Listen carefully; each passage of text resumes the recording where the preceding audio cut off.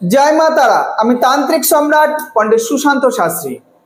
আজ আপনাদের সামনে এসেছি মহালয় তিথি এবং বুধবার 2 তারিখ ভোরবেলা মহালয় পড়ছে, সারাদিন অমাবস্যা থাকবে এবং অমাবস্যা রাত্রির 11টার পরে অমাবস্যা ছাড়বে। কিন্তু তার আগে ভয়াবহ বলাকার সূর্যগ্রহণ কিন্তু 1 থেকে 1.5 ঘন্টা হচ্ছে সূর্যগ্রহণ পড়ে গেছে। তবে আমাদের ভারতবর্ষের জন্য সূর্যগ্রহণ রাত্রে পড়েছে, রাত্রির 10টা 15 মিনিটের পরেই হচ্ছে সূর্যগ্রহণ স্টার্ট হচ্ছে। সেই জন্য এই সূর্যগ্রহণে যারা গর্ভবতী মা আছেন এবং যারা বয়স্ক মানুষরা আছেন তারা এই সূর্যগ্রহণে 2রা সেপ্টেম্বর বুধবার এই দিন গর্ভবতী মায়েরা তিতো খাবেন না এবং কোনো জ্যান্ত মাছ কেটে খাবেন না, মাছ মাংসাদি খেতে দেবেন না। এবং বুধবারটা সারাদিনটাই যারা গর্ভবতী মা আছেন তারা বাইরে না বেরোনোটাই শ্রেয়। কিন্তু সূর্যগ্রহণ দেখা যাচ্ছে যে আমাদের ভারতবর্ষেতে হচ্ছে রাত্রের পরে গ্রহণ শুরু হচ্ছে, মানে রাত 10টার সময় গ্রহণ শুরু হচ্ছে, কিন্তু অমাবস্যা দেখা যাচ্ছে যে 1 ঘন্টা থেকে যাচ্ছে। এবং হচ্ছে যারা হচ্ছে বুধবার প্রাতকালে মহালয়ার দিন যারা তর্পণ করতে যাবেন তারা সকালবেলা গঙ্গায় গিয়ে স্নান করবেন, গঙ্গায় তর্পণটা করবেন এবং তর্পণ করার পরে গরিব দুস্থ মানুষদের হচ্ছে আপনি কিছু অন্ন আহার করাবেন। সেই অন্ন আহার করার পরে যদি আপনার সাধ্য মতন আপনারা কিঞ্চিত দক্ষিণাও দেবেন। এবং আজ এই অমাবস্যা এবং মহালয়ার অমাবস্যা 12টা অমাবস্যার মধ্যে কিন্তু সবথেকে বড় মাহাত্ম্য রাখে, কারণ এই অমাবস্যাতেই হচ্ছে মায়ের চক্ষুদান হয়। এবং এই অমাবস্যায় আমাদের হিন্দু সনাতন ধর্মের মধ্যে একটা পুজোর মানে মাতৃ আরাধনা শুরু হয়ে যায় এবং মাতৃ আরাধনার থেকে আমরা আমাদের মনস্কামনা পূর্ণ করি। এবং আমরা যে ব্যবসা বাণিজ্য বা আমরা হিন্দু ধর্মেরা যে সাংসারিক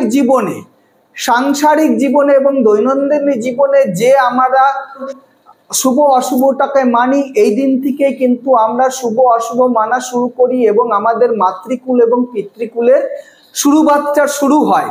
সেই জন্য যাদের হচ্ছে মা বাবা দুজনেই গত হয়ে গেছে তারাই হচ্ছে একমাত্র তর্পণ করতে যাবেন অমাবস্যার দিন। যাদের দেখা গেল মা গত হয়েছে বাবা বেঁচে আছে তারা তর্পণ করবেন না, বা দেখা গেল কি বাবা গত হয়ে গেছে, বাবা মারা গেছে বা মা বেঁচে আছেন তারা তর্পণ করবেন না। কারণটা কি, তর্পণের নিয়মটা হচ্ছে মা বাবা দুজনেই যদি মারা যায় তাহলেই সে তর্পণ করতে পারে এবং গোদান এবং ভূমিদান এবং কাঞ্চন দান এসবগুলো করতে পারে, বস্ত্রদান করতে পারেন, অন্নদানও করবেন।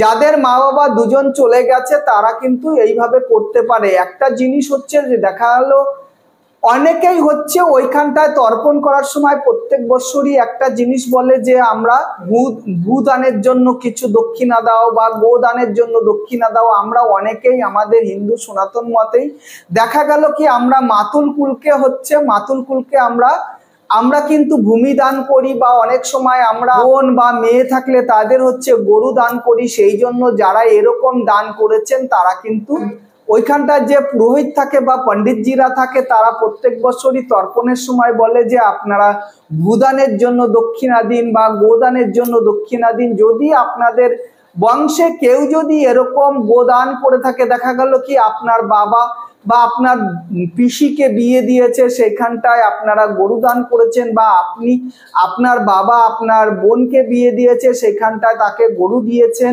তাহলে আর দান করা লাগবে না। অনেক সময় দেখা গেল কি আমরা হচ্ছে মামা বাড়ির সম্পত্তি অনেক সময় মামাদের লিখে দিয়ে আসি, অনেক সম্পত্তি ছেড়ে দিয়ে আসি বা মামাদের দানপত্র করে আসি। যদি এরকম যদি আপনাদের মধ্যে যার করা আছে মাতুলদের জমি মানে ভূমি আর কি দান করে আসছে, যে অনেক সময় দেখা গেল কি মায়ের সম্পত্তি রয়েছে মামাদের কাছে, সেই সম্পত্তি আমরা লিখে দিয়ে আসি। লিখে দিয়ে আসার ফলে সেইটা কিন্তু একটা কথায় আছে যে ভাগ্নে নারদ আর মামা নারায়ণ, সেই নারায়ণকে আমরা ভূমি দান করে আসছি, সেই জন্য সেইখানটায় দান করা থাকলে আর অন্য কোনো দান করা লাগে না।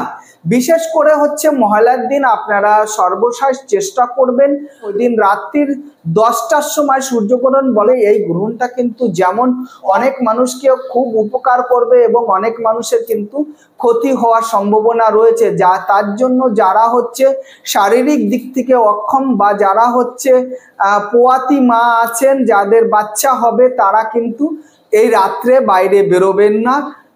এই আমার ভিডিওটাকে আপনারা শেয়ার করবেন এবং লাইক করবেন, নতুন ভিডিও পাওয়ার জন্য বেল আইকনটাকে ক্লিক করবেন। এই বলেই আজ এখানটায় রাখছি। জয় মা তারা, জয় মা তারা, জয় মা তারা।